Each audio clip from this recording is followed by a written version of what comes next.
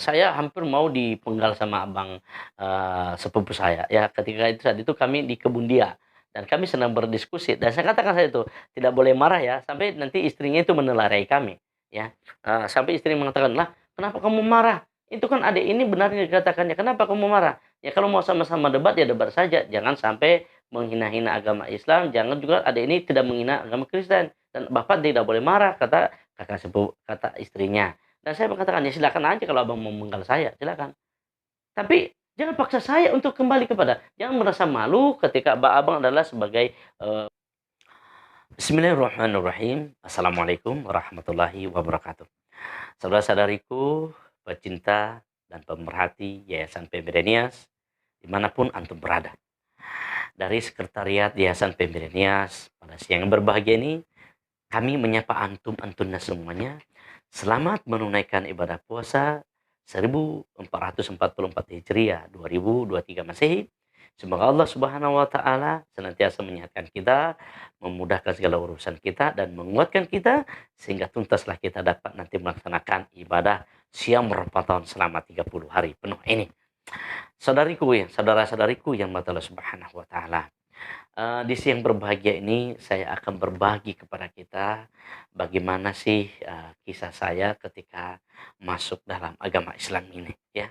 Eee, Kalau di channel-channel YouTube yang lain ya, TV-TV, ada di TV Indosiar, ada di TV IDAI TV, saya pernah memberikan pencerahan di sana tentang bagaimana, kisah saya ketika saya masuk Islam.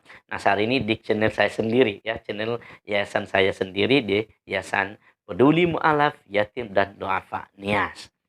Saudaraku rahmatullah subhanahu wa ta'ala, apa sih yang menyebabkan saya masuk agama Islam? Sebab saya itu masuk agama Islam ya simpel saja ke muslimin subhanahu wa ta'ala, tidak begitu, signifikan ya, tergantung orang yang memahami. Adalah hanya 3 hal saja kaum muslimin subhanahu wa ta'ala, yaitu yang pertama kaum muslimin yang dirahmati oleh Allah Subhanahu wa ta'ala adalah, eee, saya bertanya-tanya, siapa sebenarnya itu Muhammad. Itu yang menjadi kenapa saya dulu ada, terbesit dalam pertanyaan saya seperti begitu, karena memang, sering juga saya dengar dulu ketika saya berada di asrama, karantina Kristen Katolik ya, tentang, nama Nabi Muhammad. Tapi tidak dijelaskan oleh, guru-guru kami saat itu dalam karantina itu, ya karena bertentangan dengan, agama saya sebelumnya. Nah kemudian, eee saya yang keduanya kaum muslimin subhanahu wa ta'ala adalah, tentang, kegundahan hati saya terhadap ketuhanan Yesus Kristus, ya. Jadi gundah hati saya, kenapa? Kok ini orang dari manusia tadi tiba-tiba jadi Tuhan? Ya wajar saja dong. Saya sebagai orang yang, berakal sehat ya, saya sebagai orang yang, berpendidikan ya, eee ingin tahu, beranalisa di saat itu, kenapa kok tiba-tiba, si Yesus ini tiba-tiba jadi Tuhan, ya. Dan kemudian kaum muslimin yang dirahmati oleh Allah Subhanahu wa taala dan saudara-saudariku yang mendengar channel yang mulia ini, yang ketiga adalah saya bertanya, sebenarnya kenapa orang Islam itu tidak makan babi, ya. Karena dulu ada guru saya, saat itu saya sekolah di SMP Negeri 2. Lelewau bertepatan dengan di daerah Tegijita, Nias Tengah, dan saat itu ada guru Islam ya, ibu itu memakai jilbab yang cukup bagus, cuman nggak bertahan, ya tidak bertahan karena dia, diganggu terus di saat itu, ya terganggu dia apa? Terganggunya adalah sering orang bakar-bakar babi di samping rumahnya sehingga terganggu dengan penciumannya, akhirnya dia tidak nyaman dan keluar dari sekolah yang saya mengajar itu. Dia berasal dari kota Gunung Sitoli saat itu. Ibu itu hari itu mengajarkan kami tentang, pelajaran bahasa Indonesia. Nah itu saya terkagum, ini kok ibu ini pakai jilbab, jauh lebih, tertutup, lebih sempurna dari apa yang saya lihat, pemandangan saya para suster yang mereka juga menutup, kepalanya, cuman tidak kemudian pakainya cuma sampai lutut ya. Jadi itu menjadi satu perbedaan satu pertanyaan kepada saya dan menjadikan satu, analisis kepada saya, "Loh kok ini begini pakaian yang satu ini, yang satu di pihak saya kok, rasanya kurang benar begitu. Nah akhirnya, nah kaum muslimin rahmati Allah Subhanahu wa taala pun kegundahan hati tersebut berangkat dari hal itu, nah saya, bersekolah di kota Medan ya, melanjutkan sekolah saya dibawa oleh abang sepupu saya dan abang sepupu saya itu pernah masuk Islam, lalu dia masuk Kristen lagi. Tapi qadarullah Allah sudah, apa, panggil dia, maksudnya udah meninggal gitu ya orangnya, tapi belum, kembali tobat pada agama Islam. Naudzubillah tsumma naudzubillah min dzalik. Nah, ketika saya sampai di kota Medan, gundahan hati tersebut masih terbawakan, ya. Saya ingin tahu siapa Siti Muhammad. Saya ingin tahu kenapa itu Yesus tidak, Yesus kenapa itu tiba-tiba jadi Tuhan. Ketika saya tanya kepada para, pastor pada, katekis saya dahulu itu, guru-guru agama saya, tidak memberikan jawaban yang, memuaskan hati saya, ya. Semuanya dengan menjawab dengan, sifat yang namanya trinitas. Ya, kemudian, sifatnya adalah, bahwa Yesus itu bisa menjadi Tuhan adalah karena memang itu kehendak Tuhan sendiri, ya, karena memang dia adalah anak Tuhan. Jadi itu menjadi pertanyaan bagi saya sampai saya di Kota Medan, "Kenapa kok seperti begini terus?" Jadi artinya saya tidak terima dengan satu pernyataan trinitas dan menyatakan bahwa Yesus itu adalah anak Tuhan. Padahal dia tadi terlahir dalam keadaan, fitrah manusia, kemudian dia adalah seorang nabi, lalu kemudian dia disalib ya. Dan salibnya itu janggal juga dalam salibnya ya. Dalam salibnya itu tiba-tiba bangkit dari tempatnya 3 hari. Jadi itu pertanyaan-pertanyaan yang menohok bagi saya sehingga saya akan terus untuk mengembangkan tersebut dan ingin bertanya. Ternyata setiap pertanyaan yang saya lontarkan saat itu termasuk paman saya ya. Maksud paman saya ini adalah adiknya bapak saya, adik sepupunya dan itu tidak bisa memberikan, jawaban lebih pasti dan lebih, berargumen, berdalil, eee, terhadap, ketuhanan Yesus itu sendiri dan saya tidak puas. Nah, akhirnya kaum muslimin ketika saya di kota Medan, maka saya pun tinggal di, rumah, abang angkat saya yang dibawa oleh abang sepupu saya. Nah, abang saya ini orang Mandailing dan, beliau luar biasa memberikan saya kerjaan di sana dan saya sambil sekolah. Nah, akhirnya saya sekolah dan saya bekerja. Jadi saya sekolah dan saya bekerja. Dengan saya bekerja itu dan kemudian dalam fatrah begitu kaum muslimin rahmatullah subhanahu wa taala, saya pun mulai ingin tahu tentang yang menjadi gundahan hati saya tadi. Nah, ketika saya sudah bertempat tinggal di daerah, namanya Gang Sepakat di Kota Medan, ya, Kelurahan, Bandar Slamet, ya, Kecamatan Tembung, Medan, eee, Tembung diistilahkan di sana. Nah, ketika saat itu saya bersekolah di SMK Prayana Medan, ya, swasta Prayana Medan, dan kemudian saat itu mulailah meningkat analisis saya itu ingin tahu kenapa sebenarnya, sehingga nanti saya bisa menentukan di mana gereja saya akan masuk, kemudian, harus tahu bagaimana apakah benar tentang, harus tahu tentang bagaimana Yesus itu kebenarannya sebagai Tuhan. Nah, itu tidak saya dapatkan jawaban tersebut ke muslimin Allah Subhanahu wa taala. Ketika saya sudah berada di dekat, di Gang Sepakat tadi, di rumahnya Bang,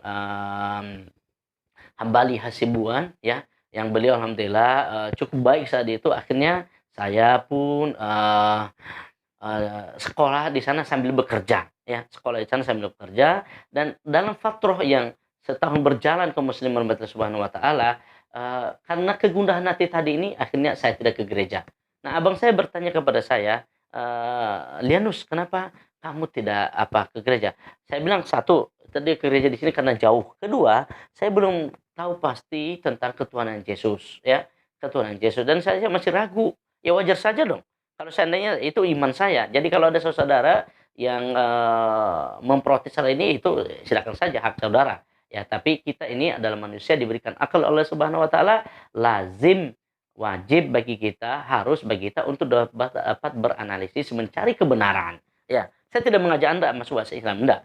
Tapi kita harus punya, keinginan untuk mencari kebenaran sehingga kita bisa dapat mengetahui dan bisa mendapatkan ketenangan nanti ketika kita bertemu dengan kebenaran tersebut. Nah, kemudian setelah saya sudah berada di Kota Medan, lalu setiap hari kaum muslimin rahmatullah subhanahu wa taala, saya mendengar ya, kajian-kajian, saya mendengar, ceramah-ceramah agama yang itu semuanya adalah menggambarkan tentang keluarganya Imran. Ya, itu dalam Quran ya, setelah saya tahu adalah keluarga Imran. Apa keluarga Imran itu, saya pun terpesona dengan sebutan-sebutan nama Maryam, dengan sebutan-sebutan nama Isa, dengan sebutan-sebutan nama Ilyas. Loh, ini agama Islam ada apa? Kok banyak menjelaskan tentang keluarganya ini, Maryam dan Imran. Saya pun akan terus bertanya, ini ada apa ini agama? Kenapa dulu enggak dijabarkan kepada saya tentang agama ini? Nah, akhirnya kaum muslimin Allah Subhanahu wa taala, ya, mungkin ini adalah satu, hidayah irsyadiyah kepada saya. Ini adalah sebuah petunjuk ya, pencarian yang lebih matang oleh Allah Subhanahu wa taala, maka saya pun terus mencari kebenaran tersebut.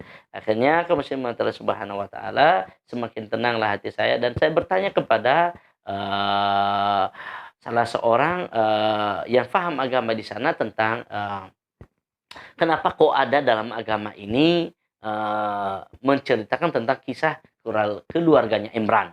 Ya, kenapa kok ada dalam agama ini? Dan beliau pun menjelaskan kepada saya, ya bahwa itu memang sudah ada dalam Al-Quran, bahwa itu juga sudah ada dalam Injil katanya. Jadi saya belum mendapatkan juga jawaban yang pasti. Tapi kaum muslimin rahmatullah subhanahu wa taala, hati saya semakin tenang ketika ada penjelasan-penjelasan begitu, sehingga saya memutuskan diri saya saat itu tidak pun lagi ke gereja. Ya, hingga saya hampir tamat di sekolah SMK Prayan tersebut dan kecintaan saya kepada Islam semakin tinggi dan semakin yakin bahwa sepertinya ini agama yang benar. Nah, ketika saya saat itu sudah mulai ada kegoncangan dalam Kristen, ya akhirnya paman saya memanggil saya dan paman saya itu sudah meninggal sekarang ini di Nias. Nah, kemudian memanggil saya sampai saya hari itu dibaptis oleh pendeta lagi, itu, masih ada, hubungan kekeluargaan kami, dibaptis lagi, ini ada apa ini anak, kenapa kok tidak tidak lagi mau ke gereja, kenapa kok dia semakin yakin kepada, orang-orang Islam gitu. Nah, akhirnya saya bilang, "Bagaimana coba, di antara kalian tidak ada yang bisa menjawab kepada saya kenapa itu Yesus itu tiba-tiba menjadi Tuhan, apa dasar utamanya?" Ya, semuanya kemudian ya dikasih saya dalil-dalil atau pernyataan-pernyataan tentang, saya lupa nama-nama surat-suratnya, saya takut menyebutkan, saya takut salah. Nah, saya disebutkan ayatnya begini, tapi saya terus terang dengan penyebutan-penyebutan dalil-dalil itu begitu, itu tidak masuk akal bagi saya. Akhirnya saya pun menolak hal tersebut, kaum muslimin rahimahullah subhanahu wa taala. Nah, saya mencari lagi. Nah, tamatlah saya sekolah kaum muslimin rahimahullah subhanahu wa taala. Ketika saya tamat sekolah, maka masih, ada gundahan hati tersebut dengan 3 hal tadi. Nah, akhirnya saya berada di Riau. Nah, di Riau itu pun saya masih dikejar oleh paman saya karena, saya tidak pernah ke gereja lagi, ya saya tidak pernah ke gereja. Hanya dengan masalah 3 hal ini. Saya ingin tahu kenapa Yesus tidak tiba-tiba jadi Tuhan, apa alasannya, kemudian kalau seandainya Tuhan, kenapa kok tidak ada yang membela dia, ya saat dia disalib ya, tidak ada yang masa Tuhan nggak membela anaknya, atau tidak masa Tuhan tidak membebaskan dirinya? Ya, kalau seandainya beralasan bahwa Yesus adalah menanggung dosa seluruh manusia, dari mana jalannya? Apa ada ayatnya? Mana buktinya? Seperti begitu. Ya, mana ada kalau seandainya ini dikasih bukti-bukti tentang bahwa Yesus itu adalah, menangguhkan dosa-dosa manusia atau memikul dosa manusia, itu pernyataan Paulus dan itu bukan pernyataan Tuhan, Saudara. Itu bukannya pernyataan Tuhan, itu pernyataan Paulus ya. Itu pernyataan Tuhan dan itu kita tidak bisa terima sebagai orang yang beriman kepada Allahu Subhanahu wa taala. Nah, selanjutnya sahabatku rahmatullah subhanahu wa taala, ketika sudah, saya bekerja 2 tahun di PT Indah Kiat Pulp and Paper, akhirnya saya ya memisahkan diri dari rumah paman saya yang tadinya di rumah paman saya dan saya terus cocoki sama dia, terus terus di ini sama dia agar bisa saya, sadar dan bisa tetap beragama Kristen dan saya tidak, ya akhirnya saya mengontrak rumah sendiri, Saudara. Ya, dalam mengontrak rumah sendiri itu saya terus menganalisis, kenapa sih, masih banyak saudara-saudaraku ini, keluargaku ini, ya, ketika selesai, hari, Natal, kita selesai, tahun baru, kenapa kok pada minum-minum? Kenapa kok bukan pada taubat gitu, ya. Lihat, saudara bisa lihat deh, Kalau seandainya udah hari Natal banyak masa minum-minum, kenapa tidak tobat? Kalau Anda membandingkan bilang umpamanya ini, banyak juga loh orang Islam yang minum-minuman, tidak seperti begitu. Tapi banyak pemuka-pemuka agamanya masih meminum anggur, masih meminum tuak ya. Ini tidak baik ya, ini tidak baik. Maka itu sebagai nalar yang baik, maka saya pun menolak hal tersebut bahwa ini bukan sebuah kesucian, ya. Bukan sebuah kesucian. Padahal tadi dengan diperingatkannya dengan kelahiran Yesus Kristus bahwa itu adalah datang untuk mendamaikan manusia, membawa kebaikan-kebaikan. Tapi kok kotori dengan perbuatan-perbuatan yang tidak senonoh seperti begitu. Nah, ini perlu kita analisis bersama-sama saudaraku, ya. Nah, ketika saya sudah mengontrak rumah, maka saya pun sudah bekerja, sudah tenang, saya sudah punya duit ya. Dan kemudian memang suatu skenario Allah Subhanahu wa taala mendekatkan saya lagi seperti di Kota Medan. Saya itu tinggal dekat rumah Bang Hambali tapi dekat dengan masjid. Begitu juga dengan ketika saya di Perawang Riau, saya tinggal lagi ngontrak rumah dan dekat dengan masjid. Walhasil itu semuanya saya dengar semuanya adalah tentang surat Maryam, surat Imran ya, Ali Imran maksud saya, surah Maryam, surah Imran, semuanya menjelaskan karena di Sumatera itu ada tilawah membaca dengan terjemahan-terjemahannya. Ya kemudian saya juga mendengar ceramah-ceramah para ustadz ya, seperti Kota Medan tadi itu saya mendengar ceramah seorang ustadz yaitu Ustadz Rangkuti dan dia menjelaskan tentang Nabi Musa dengan lengkap sekali. Dan itu saya tidak pernah mendapatkan itu dalam ketika saya berada di agama Kristen tentang penjelasan detail. Walaupun saya itu adalah tinggal sebuah karantina, ya karantina bimbingan pastoran ya, bimbingan pastoran dan saya tidak pernah mendapatkan penjelasan detail tentang Nabi Musa alaihi salatu wasallam. Dan itu Islam bisa menjelaskan itu melalui si ustadz tadi saat dia dalam berceramah. Nah, ketika saya sudah tinggal dan menyewa rumah, akhirnya saya saat itu adalah bulan Januari dan saya semakin dewasa mencapai umur 22 tahun kemudian Allah Subhanahu wa taala, saya pun menyatakan pada diri saya, "Tuhan, saya sudah berumur 22 tahun, saya ingin tenang. Siapa sih sebenarnya yang saya akan sembah? Apakah Tuhan yang dinyatakan dalam Kristen yaitu Yesus Kristus atau Tuhan yang dinyatakan dalam Islam yaitu diimani oleh Muhammad?" Maka saya pun bermunajat kepada Tuhan yaitu berdoa kepada Allah di satu malam. Saya meninggalkan kebiasaan saya minum khamar, saya meninggalkan kebiasaan saya duduk-duduk di pinggir jalan, saya meninggalkan kebiasaan suka memalak orang. Ya karena saya dulu juga pernah jadi ketua geng ya, pernah jadi ketua geng, jadi gang, akhirnya bisa sering memalak orang. Nah, akhirnya ini si Lianus Abdul Aziz ini pernah mendalami yang namanya ketua gengan. Jadi ya kalau ada ketua-ketua geng sekarang ini saya nggak heran ya seperti begitu. Nah, ketika itu saudara-saudaraku sampai pada puncaknya seminggu saya udah merenung, kemudian satu malam bersama teman-teman yang suka mabuk-mabukan. Saya bilang sama mereka, "Yuk teman-teman, ini adalah malam tahun baru, eh, yuk kita sama-sama berenung mencari titik kebaikan kepada Tuhan." Nah, teman-teman ini sama-sama kami tidur di depan lapangan. Ini tidur di depan lapangan sebenarnya, depan lapangan masjid ya. Akhirnya, nah saya berdoa saat itu, saya minta kepada Tuhan, "Ya Tuhan, dengan malam tahun baru yang saat ini, yang ada kami saat ini, ya Tuhan, tolong ya Tuhan, ya berikan aku petunjuk siapa sih Tuhan yang sebenarnya aku sembah." Mohon maaf ya, bukan malam tahun baru ya, tapi setelah malam tahun baru, 4 hari setelah malam tahun baru maksud saya. 4 hari setelah malam tahun baru, maka kami masih untuk seperti bersemedi, ya. 4 hari setelah malam tahun baru tersebut, kami masih mencari kebenaran. Dan teman-teman saya tidak taubat ya. Mereka masih minum minuman keras, saya suka-suka, biasa anak muda saat ini. Tapi saya putuskan saya harus tinggalkan kemaksiatan dan saya harus mencari Tuhan yang aku sembah. Nah, akhirnya saudara kepada Allah Subhanahu wa taala, Allah tabaraka wa taala berikan pun saya sebuah petunjuk yaitu mencenderungkan hati saya memilih agama Islam. Akhirnya saya memilih agama Islam dan itu pun belum selesai. Saya harus bertanya lagi kepada ustadz. Nah, alhamdulillah ustadz yang saya bertanya kepadanya saat itu adalah memang dia mantan eh, orang-orang narkoba, dia mantan anak jalanan dan alhamdulillah dia sudah cukup paham dan dia menjadi seorang garim dan seorang imam di masjid. Akhirnya dia cukup paham tentang masalah agama Islam. Saya bertanya kepadanya, namanya Suryadi teman saya ini. Ya, akhirnya menjadi teman akrab saya itu. Nah, saya bilang, "Di," saya bilang, "tolong jelaskan sama saya, Di, kenapa sih eee, saya jelaskan sama dia bagaimana sih tentang Yesus itu di dalam, agama Islam.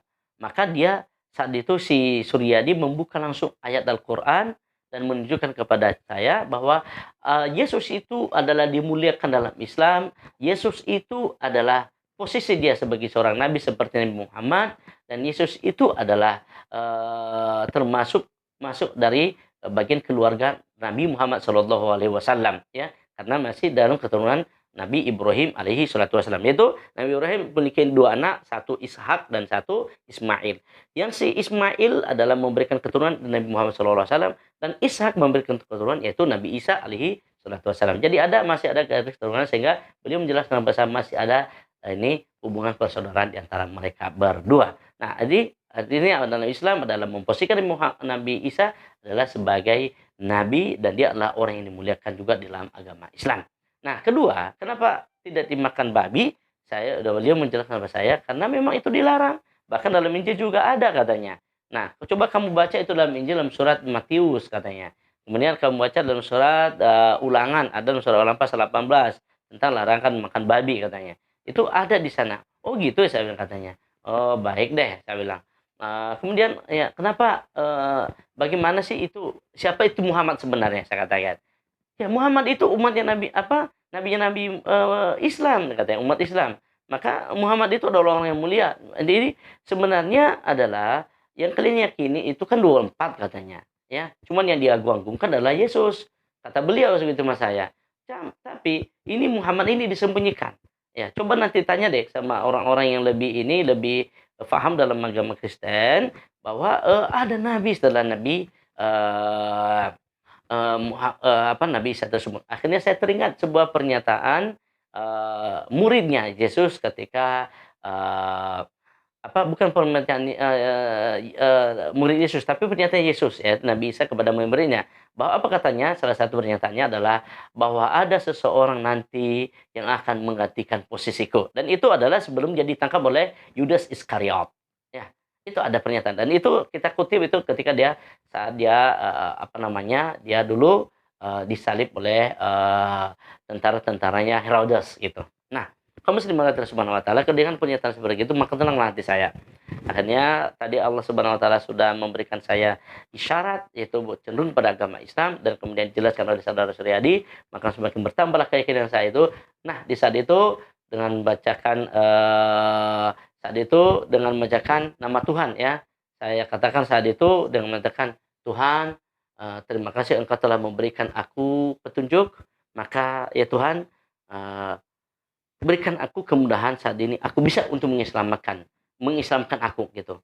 "Berikan aku celupkan hatiku untuk bisa berislam saat ini." Akhirnya saat itu saudara Allah Subhanahu wa taala, diislamkanlah saya. Saya minta kepada saudara Suryadi, islamkanlah saya karena saya lebih senang kepada agama Islam. Itulah alasan saya masuk agama Islam. Nah, saudara Allah Subhanahu wa taala, ternyata, eee, mmm, apa, eee mendapatkan sebuah iman yang bagus itu ya, maka Allah tidak tinggal diamkan saja kepada seseorang itu, ya.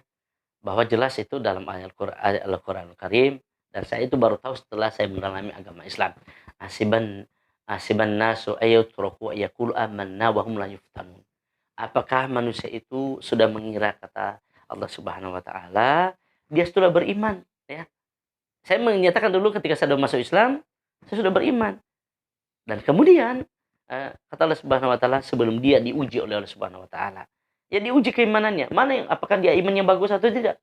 Bisa diasah ini imannya atau tidak? Dan ternyata itu Allah Subhanahu wa taala pun memberikan ujian kepada saya. Itu apa ujiannya? Ya, ketika saya masuk Islam, saudara Allah Subhanahu wa taala, yang pertama adalah mendapat caci maki dari keluarga saya, ya. Udah ada biasa itu di orang Kristen, ya, mencaci maki keluarganya ketika masuk Islam, ya. Eee, itu juga kita itu kalau seandainya saudara kita masuk Kristen atau saudara kita masuk Hindu, kita caci maki udah pasti. Ya, dan itu udah hal lumrah ya. Kemudian dilaknat. Saya dilaknat oleh keluarga saya, itu ayah ibu saya saat itu masih hidup. Mereka melaknat saya dengan, macam-macam berbagai macam yang bilang, yang "Semoga mati kamu dalam keadaan begini, semoga begini kamu, semoga begini." Macam-macam deh, laknat dia tuh, udah hal yang biasa. Ya namanya dia mungkin karena cinta, karena kami memang berasal dari keluarga besar yang, para penceramah-penceramah gereja, ya, luar biasa. Ya karena memang satu, paman, besannya bapak saya ya, eee, itu para, imam gereja. Kemudian, menantu-menantu dari bapak saya, yaitu dari, kakak sepupu saya, itu dia para, penginjil pengurus-pengurus gereja. Kemudian abang sepupu saya, dia adalah penginjil, ya, dia ada di Mentawai. Ada kemudian kakak sepupu saya, dia penginjil, dia suster. Kemudian, mertua bapak saya, dia adalah imam gereja. Kemudian abangnya bapak saya adalah imam gereja. Kemudian adik sepupunya bapak saya adalah katekis atau penceramah gereja. Kemudian abang sepupu saya lagi adalah, pendeta. Jadi wajar saja kalau keluarga saya tidak menerima, wajar saja karena keluarga besar ya, luar biasa. Dan saya dulu dicita-citakan untuk menjadi penerus dalam penginjilan, tapi Allah takdirkan saya untuk menjadi orang yang dai dalam agama Islam. Dan ini cobaan pertama. Cobaan kedua kaum muslimin setelah saya dicaci maki adalah cobaan kedua, ketika saat itu ya, udah dengar saya masuk agama Islam, maka paman saya yang ada di Riau, udah meninggal saat ini, udah meninggal beliau, dia tidak terima. Karena dia adalah pimpinan Yayasan Kristen, Masudirin, ya Kristen Katolik Masudirin yang ada di daerah Kabupaten, Siak Indrapura Riau.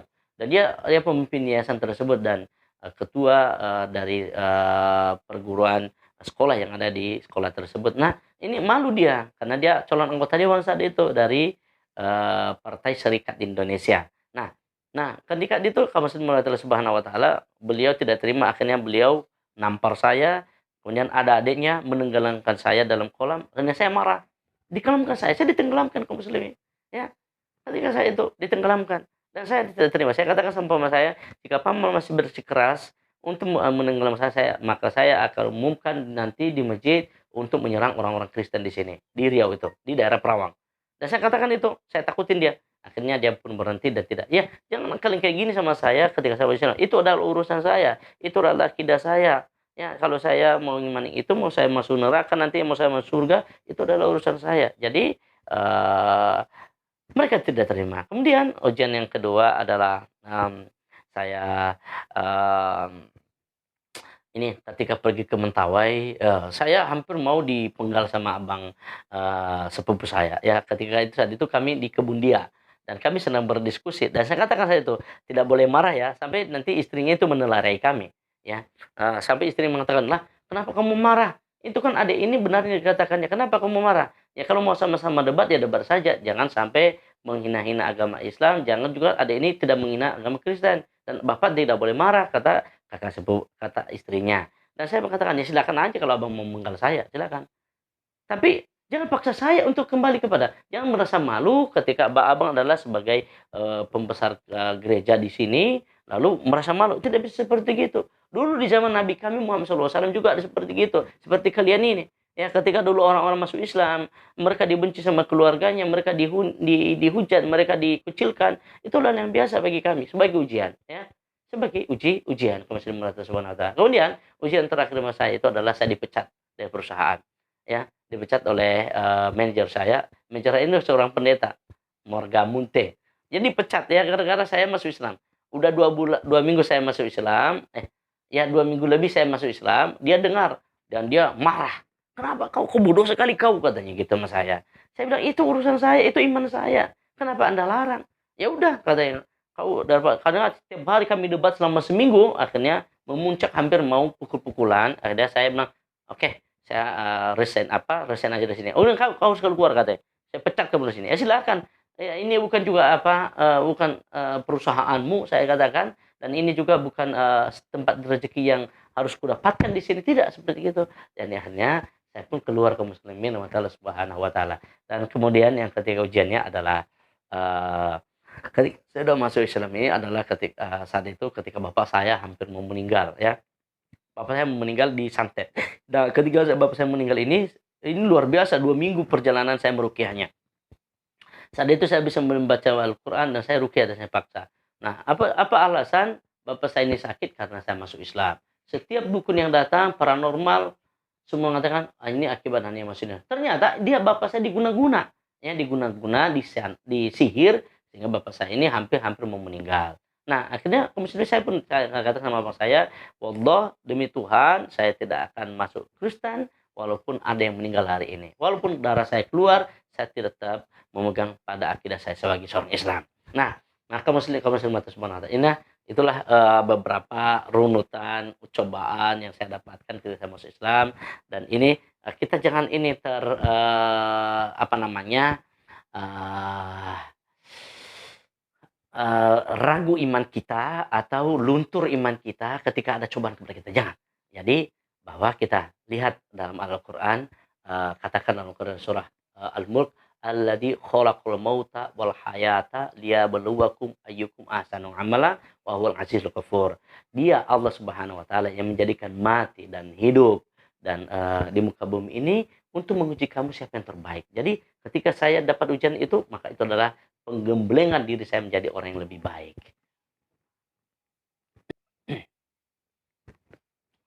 Bismillahirrahmanirrahim. Kaum muslimin rahmati Allah Subhanahu wa taala.